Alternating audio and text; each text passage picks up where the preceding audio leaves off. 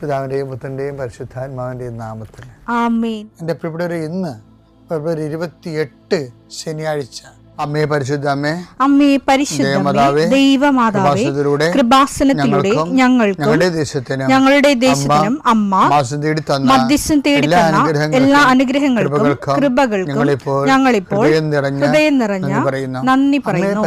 അമ്മേ പരിശുദ്ധമേ, ദൈവമാതാവേ, 2004 ഡിസംബർ 7 ഉച്ചകഴിഞ്ഞ് 2:30 കൃപാസനത്തിൽ സംഭവിച്ച അമ്മയുടെ പ്രത്യക്ഷപ്പെടലിനെ കുറിച്ച് തിരുസഭയ്ക്ക് സമർപ്പിച്ചിരിക്കുന്ന പഠനരേഖകളുടെ മേൽ സഭാത്മകമായ പഠനം ആരംഭിക്കുവാൻ ഞങ്ങൾ പ്രാർത്ഥിക്കുന്നു. അമ്മേ പരിശുദ്ധമേ, ഭൂസ്വർലോകങ്ങളുടെ രാജ്ഞിയായ അങ്ങേയ്ക്ക് ഭൗമസംരക്ഷണത്തിനായി പ്രപഞ്ചപ്രകൃതിയെ തന്നെ തിരുസഭ പ്രതിഷ്ഠിക്കുവാൻ ഈ പ്രത്യക്ഷീകരണം വഴി ഇടയാക്കണമേ. പരിശുദ്ധമേ, ജപമാല മാതാവേ, സകല കൃപാസനം പ്രാർത്ഥനയോടും ചേർത്ത് ഞങ്ങളിപ്പോൾ പ്രാർത്ഥിക്കുന്ന ഈ കുടുംബത്തിന്റെ പ്രത്യേക നിയോഗം പറ മക്കളെ.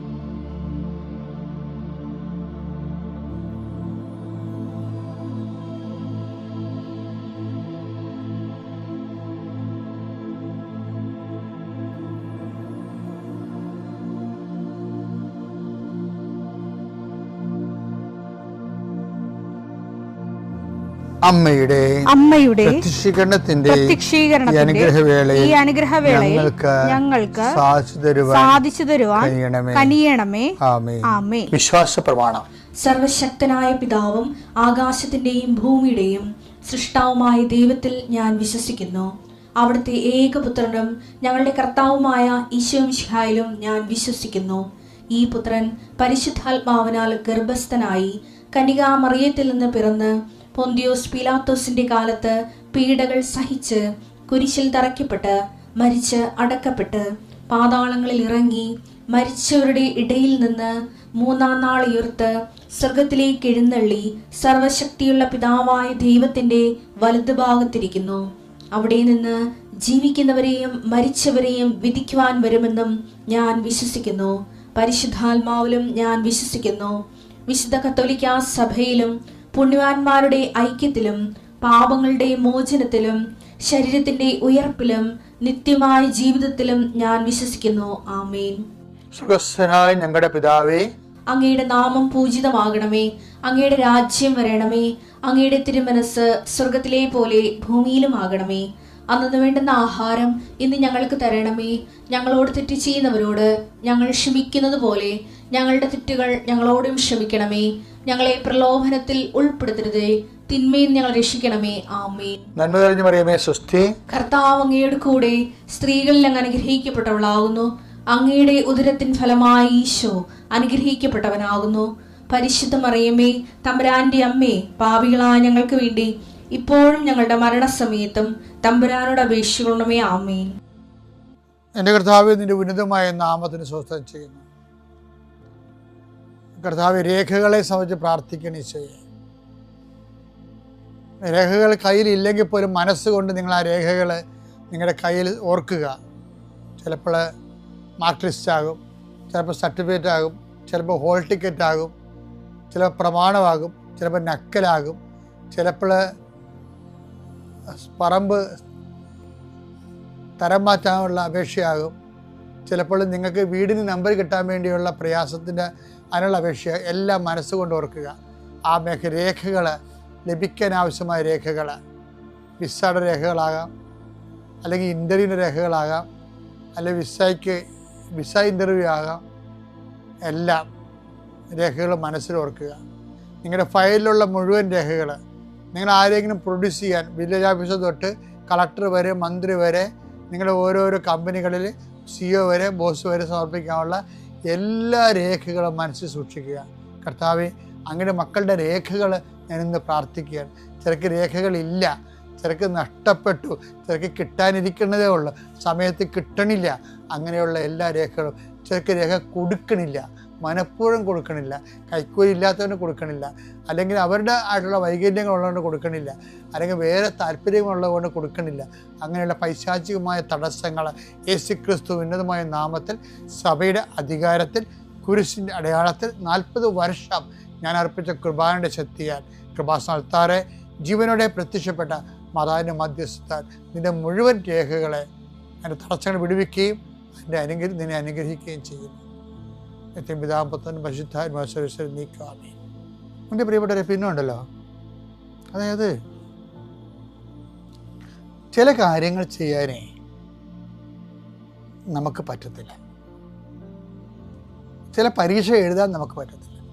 ചില ഇൻ്റർവ്യൂവിനെ കഴിഞ്ഞ ദിവസങ്ങളൊരു സാക്ഷി വിജിഷ്യ എന്ന് പറഞ്ഞൊരു മോള് സാക്ഷ്യം പറഞ്ഞു.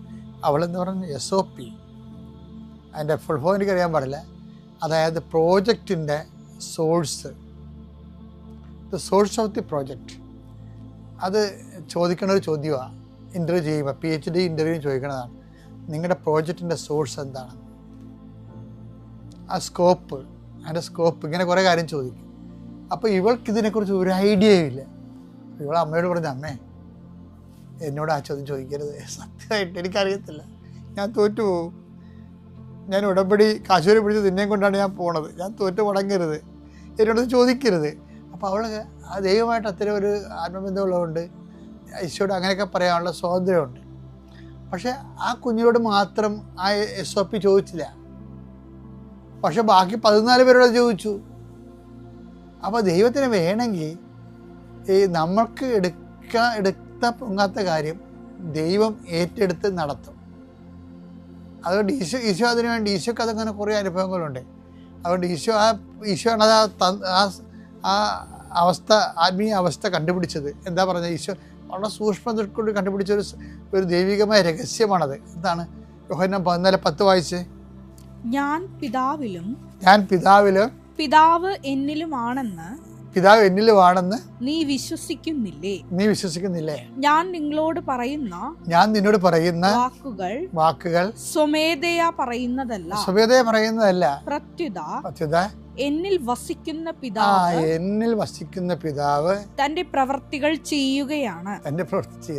ഈശോ മനസ്സിലാക്കിയ ഒരു സത്യമാണ്. മനുഷ്യാവതാരത്തിന് പരിമിതികളുണ്ട്, അറിയാമല്ലോ നിങ്ങൾക്ക്. ആ പരിമിതികളിൽ നിന്ന് ആ പരിമിതി അപ്പുറത്തുള്ള കാര്യങ്ങളാണ് ഈശോ ചെയ്യണതില്ല. അപ്പോൾ ഈശോ അത് പറയുകയാണ്, അതെങ്ങനെ ചെയ്യണമെന്ന് വെച്ച് കഴിഞ്ഞാൽ, പിതാവ് എന്നിൽ വസിച്ചുകൊണ്ട് അവൻ്റെ പ്രവൃത്തികൾ ചെയ്യണമെന്ന്. ഈ ഒരു ആധ്യാത്മിക സാധ്യത ഉണ്ടാക്കിയ വിപ്ലവം ഉണ്ടല്ല, ചെറിയ വിപ്ലവമൊന്നുമല്ല. എന്നുവെച്ചാൽ നമ്മൾക്ക് എടുത്താൽ പൊങ്ങാത്ത കാര്യങ്ങളുണ്ട്, നമുക്ക് നടക്കാത്ത കാര്യങ്ങളുണ്ട്. നമുക്ക് നടക്കാത്ത കാര്യങ്ങൾ തള്ളിക്കളയാനോ നടക്കത്തില്ലെന്ന് വിചാരിച്ച് നിരാശപ്പെടാനോ അല്ല. എൻ്റെ പിതാവ് എന്നിൽ വസിച്ചുകൊണ്ട് അവൻ്റെ പ്രവൃത്തി ചെയ്യുന്ന പോലെ തന്നെയാണ് ഈശോ നേരത്തെ ഒരു വചനം പറഞ്ഞിട്ട് നമ്മളോട് 15:10, ഞാൻ എൻ്റെ പിതാവിൻ്റെ കൽപ്പന പാലിച്ച് അവിടുത്തെ സ്നേഹത്തിൽ വസിക്കുന്ന പോലെ എൻ്റെ കൽപ്പന പാലിച്ചാൽ നിങ്ങൾ എൻ്റെ സ്നേഹത്തിൽ നിലനിൽക്കും, അപ്പം വസിക്കും. അപ്പം ഈശോയുടെ വചനങ്ങൾ ഉടമ്പടി പാലിച്ചാൽ നമ്മൾ കർത്താവ് നമ്മളിൽ വസിക്കുമെന്നാണ് പറയണത്.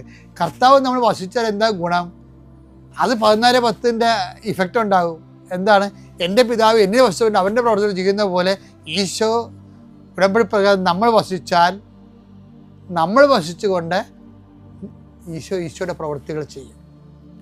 അപ്പോൾ ചെറിയ പ്രവൃത്തിയൊന്നും ആയിരിക്കത്തില്ല, അത് വലിയ പ്രവൃത്തികളായിരിക്കും. തിരിഞ്ഞു നോക്കുമ്പോൾ നമ്മൾ അന്തം വിട്ടു പോകും. ചില പട്ടി വരുമ്പോഴേ ചില സമയത്തൊക്കെ ഞാൻ ഓടിയിട്ടുണ്ട്, ജീവനം കൊണ്ട് ഓടുമ്പോൾ നമ്മൾ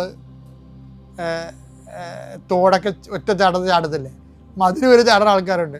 പക്ഷേ പിറ്റേ ദിവസം പട്ടി ഇല്ലാത്ത സമയത്ത് നമ്മൾ ചുമ്മാ ഒന്ന് ഓടി വന്നാൽ ചാടാൻ പറ്റുമോ? ഇല്ല. ഇതുപോലെ തന്നെ എന്തൂസിയാസം എന്നും സംഭവമുണ്ട്. അഭിഷേകത്തിൻ്റെ അനുഭവ തലങ്ങളാണ്. തെയോസ് എന്ന് വെച്ച് കഴിഞ്ഞാൽ ദൈവം അകത്ത്, തെയോസ് എന്ന് വെച്ചാൽ ദൈവം, എന്ന് അകത്ത്. നമ്മൾ ഈ വസിപ്പിലൂടെ കർത്താവിൻ്റെ കൽപ്പനകൾ പാലിച്ച് അനുസരിച്ചുകൊണ്ട് ഉടമ്പടി ജീവിക്കുമ്പോൾ കർത്താവിൻ്റെ ഒരു അന്തർവസിപ്പുണ്ടാവും. ഈ വസിപ്പിലൂടെ ഈശോ ഈ പറഞ്ഞില്ലേ, ഞാൻ പിതാവിൻ്റെ അടുക്കലേക്ക് പോകുന്നത് കൊണ്ട് ഇതിനേക്കാൾ വലിയ കാര്യങ്ങൾ ചെയ്യാൻ പറ്റുമെന്ന്. അതായത് അന്തർവസിപ്പോട് സംഭവിക്കുന്നതാണത്. വലിയ കാര്യങ്ങൾ ഈ മരിയൻ ഉടമ്പടിയുടെ ലക്ഷ്യം തന്നെ എന്താണ്? ശക്തനായ എനിക്ക് വലിയ കാര്യങ്ങൾ ചെയ്യാം. അപ്പം അതുകൊണ്ട് ഞാൻ ഹെവി ഡ്യൂട്ടി വിഷയങ്ങൾ വെച്ചാൽ നിങ്ങൾ ഉടമ്പടി അതനുസരിച്ച് കൊണ്ട് ബലപ്പെടുത്തിയാൽ മതി. കർത്താവ് വലിയ കാര്യങ്ങൾ നമ്മുടെ ഉള്ളിൽ നിന്ന് നിർവഹിച്ചോളും.